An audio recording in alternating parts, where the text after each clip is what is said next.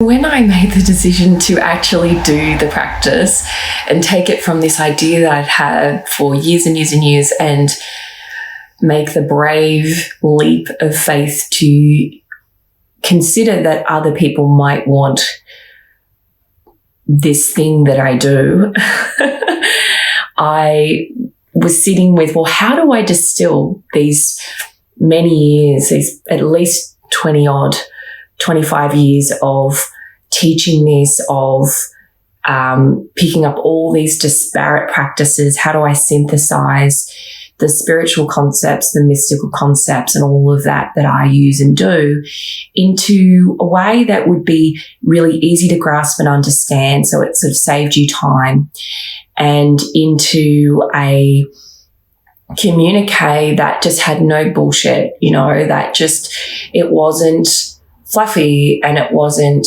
ego, that it was just the pure things that you need to really elevate your consciousness and liberate yourself spiritually and emotionally and go on a self-healing journey.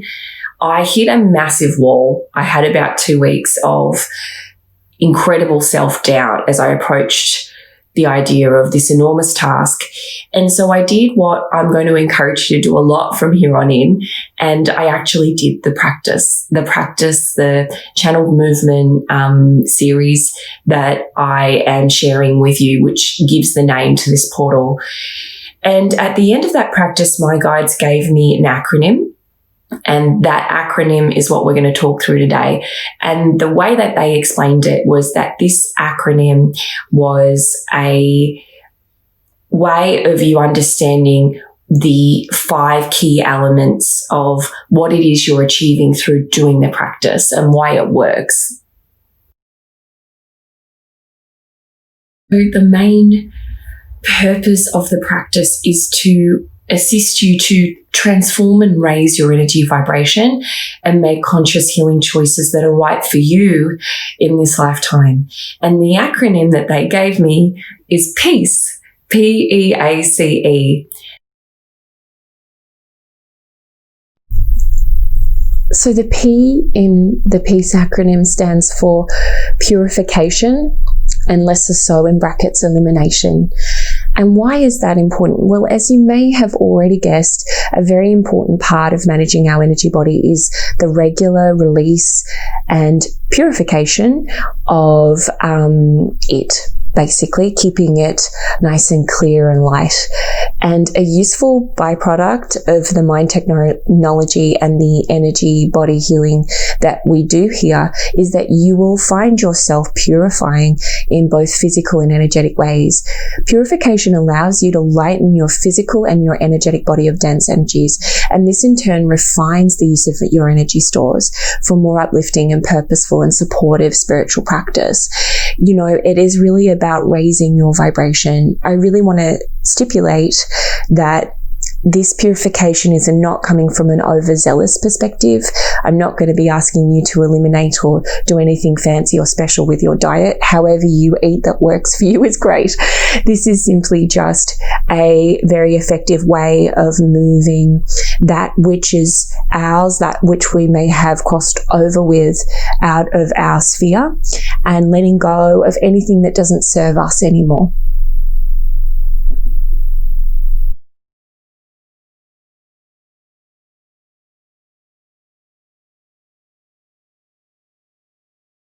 The E in the PEACE acronym stands for evolution.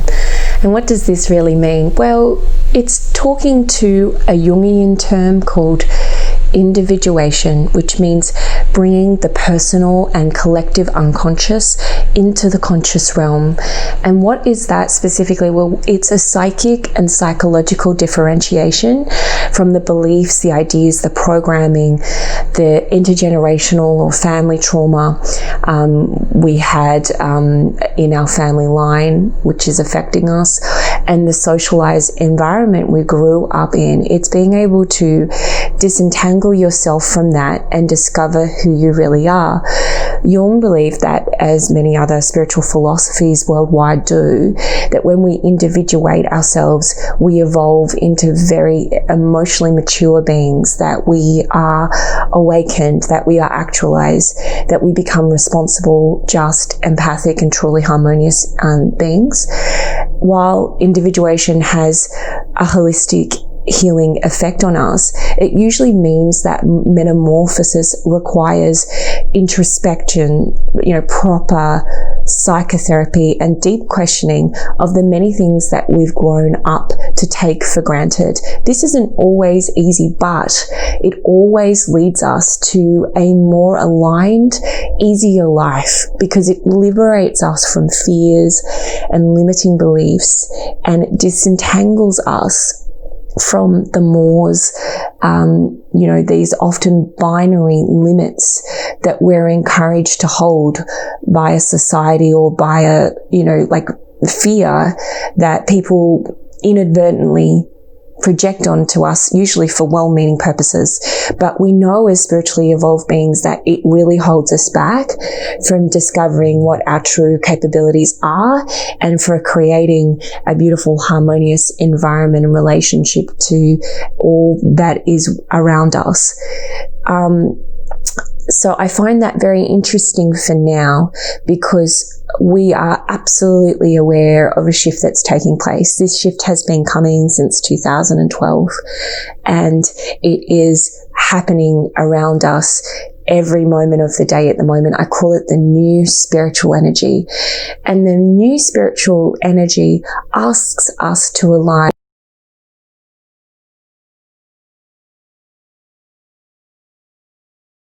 others' beliefs and functioning and who they are, but also respecting who we truly are, not allowing ourselves to fall into the limitations that have been put on us, allowing us to truly evolve and become who we know on a soul level we are capable of being. And this is, I believe, the purpose of our life, is to continue to transcend out of fear and to move and evolve away from the primitive instincts that have us shrink in a way of not sharing our true self with the world. This program, the practice, is going to help you seamlessly, flawlessly discover who you really are and feel accepting of that in a way that is just going to help everyone around you. It's not scary. It's not without support. I am trauma informed. This comes from many years of learning how to create neurological, nervous system, emotional and spiritual safety for others, and helping people to transcend those limits within themselves, with a merging of both clinical science and spiritual, vibrational wisdom. So I know that you're going to really enjoy the evolution that you'll experience. And from the people that have already been a part of the practice, what I'm hearing from them is that it's actually a wonderful unfolding, like the lotus flower blooming, a wonderful unfolding of who they truly are coming forward. The A in peace stands for awareness, which involves strengthening our inner eye, as well as our spiritual perception and our empathic skills that we have dormant within us. Often when people come to me, they will have really high levels of empathy, but low levels of awareness of what that empathy is trying to tell them. And this is why they are having experiences of hyper-empathy. And I had that experience in my past, and I used all of the techniques within the practice to help me to become really clear on what it was that I was feeling, what was mine, what wasn't mine, and to heal myself of those boundary infringements that got in the way of my clear psychic channel. Heightened empathy becomes much more useful, and more controlled with greater awareness. And the practice is a method that teaches an inner awareness as well as an externalized awareness. It teaches us the psychic, energetic, emotional, and physical nature of where our potency, I guess, begins and ends, and how to tap into that and use that. So I'm so excited to teach that.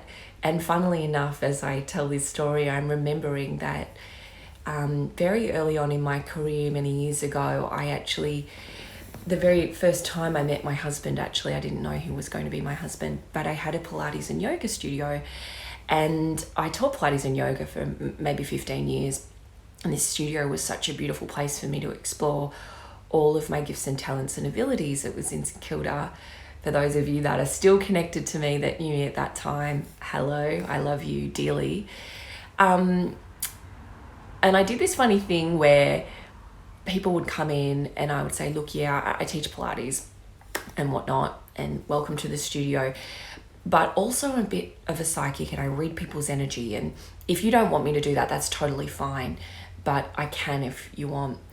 And I remember when I met my husband, I had that discussion with him because so much information was coming through psychically about him, and it was all very positive. And as I was sharing this information with him, he sort of just looked a bit gobsmacked, and he just turned to me at one point down the track and he said, I want to learn what you do. How do you do what you do? It was the first time that I had stopped to think, oh my God, how do I explain this to someone? And interestingly, my beautiful soulmate husband, Terry, who is just in so many ways my inspiration, genius, I call him my Gemini sky, he's just such a Gemini. He began what you're now looking at because life turned on its head. I approached my Saturn return. You can probably imagine what that was like. And my life sort of fell in on itself, and I was forced to make money any way I knew how to survive. And he was desperately wanting to train with me, kind of like a little Jedi. And so we started on that process. And at that time, I was reaccessing all my psychological training. I was doing very specific transpersonal psychotherapeutic training, which was in itself a real baptism of fire. But I had started to reconnect with the Jungian principles of awareness and the archetypal work, in addition to meditation, in addition to doing really deep pranayama practices. I was single then, so I would just spend nights in deep channel meditating. I don't meditate that long now, but I would spend hours in meditation. So I began to form the basis of a system, I guess, and then I rolled that system out amongst corporate banks of all places. I ended up teaching mindfulness about 12 years ago, before it was really discussed, to banks as a way of them, their bankers and different lawyers that worked with banks. I worked with companies like GE Money and Suncorp and Westpac to teach them how to manage their stress, I guess, through those techniques. Before it was something that people had, like, they sort of just started hearing about, they just really didn't understand. And so way back when, I was sort of starting to think about, well, how do we teach awareness? And it's very interesting for me to come full circle now, to have my own space where I get to be truly spiritually open, and where I get to fully understand what it is that I'm teaching and how it is that I was allowed to bring my psychic gifts to fruition, you know, having used them from a very young age. C stands for connection, and this is one of the most important parts of the practice teachings, I believe, because connection with and tuning into your spiritual essence is, like anything that's worth having, it's a game of practice makes perfect. And in order to master our spiritual gifts and our lifetime, really, we need to understand how to connect and make it a part of our life in a daily way. The practice, in a nutshell, I believe, offers that to you, because the world obviously is quite hectic, whether you're in isolation or not, whether you're in the real world or not. And that can be hard to hold on to your core self when you're so busy, and be in the here and now and be masterful. So connection is that tuning in to your core self in such a regular way that you get so good at it that it becomes something that brings clarity and joy and peace to your world. And finally, the E in peace stands for embodiment. And this is the carrying of our energy body in the physical vehicle we've been given. I call it the soul vehicle. So the experience of being spiritual in the physical and completely embodied and united. And it's often an unusual thing to experience in spiritual pursuits, because we are very often working to be disembodied. And this is counterintuitive to our experience as beings, really. We need to totally inhabit our physical landscape to be truly, powerfully spiritual. And I think this is interesting because if you think about a lot of the beliefs that New Age spirituality are founded on is ancient cultural beliefs. Some of these are indigenous and others are indigenous in a way we don't think of as indigenous, such as Kabbalistic or, Celtic concepts. But all these ancient spiritual teachings usually come back to a time where we had a direct relationship with nature and we were fully embodied in our physical, and we needed to synergize that part of ourselves.